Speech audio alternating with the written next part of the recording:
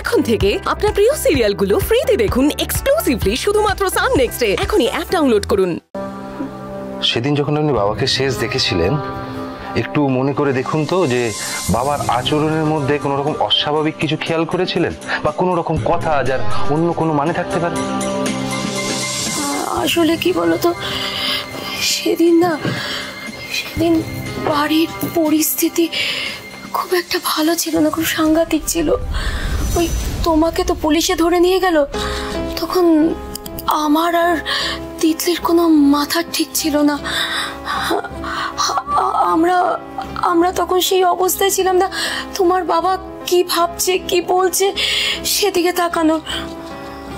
আচ্ছা কিংশুক, তুমি একটা কথা বলো তো, তুমি এসব কেন জিজ্ঞেস করছো? জিজ্ঞেস করছি কারণ মা, আমার স্থির বিশ্বাস বাবাকে না কোনো কারণে ফাঁসানো হচ্ছে, তাছাড়া অন্য কোনো ব্যাপার থাকতে পারে না। আচ্ছা মা, আপনি ভালো করে মনে করে আমায় বলুন তো, সেদিন বাবা মা ওর ঘর থেকে বেরোনোর পর ঠিক কি কি হয়েছিল? সেদিন রাত্রে আমরা তোমার ব্যাপারে কথা বলছিলাম, হঠাৎ করে চপলা ঘরে ঢুকলো, ঢুকে বললো দাদা নাকি ওকে ডাকছে। তা ও আমরা সব খুব খুশি হয়েছিলাম, আমরা ভেবেছিলাম নিশ্চয়ই দাদা পুলিশ লকআপ থেকে তোমাকে ছাড়াবার কোনো একটা উপায় খুঁজে পেয়েছে। ও তাড়াতাড়ি করে দাদার কাছে চলে গেল।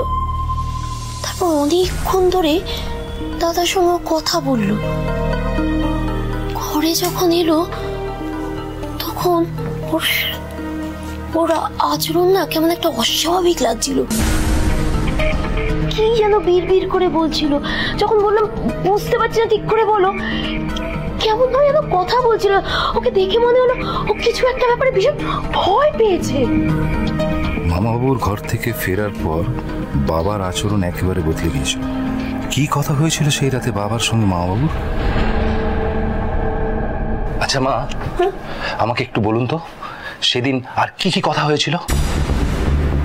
ও না তিতলির মাথায় হাত রেখে বলল, মারে তোর কোনো ক্ষতি হতে আমি দেব না, আমার যা হয় হোক, তোর সংসারে আমি এতটুকু আজ আসতে দেব না। আর হ্যাঁ, ও আরেকটা কথা বলেছিল, তোর মাকে দেখে রাখিস বলেই ও আমাদেরকে বলল তোমরা তাড়াতাড়ি শুয়ে পড়ো। তারপর ও তাড়াতাড়ি করে তোমাদের ঘরে শুতে চলে গেল। কিংশু, তবে কি আমাকে পুলিশ লকআপ থেকে ছাড়ানোর সঙ্গে বাবার থানায় গিয়ে সারেন্ডার করার মধ্যে কোনো যোগসূত্র আছে?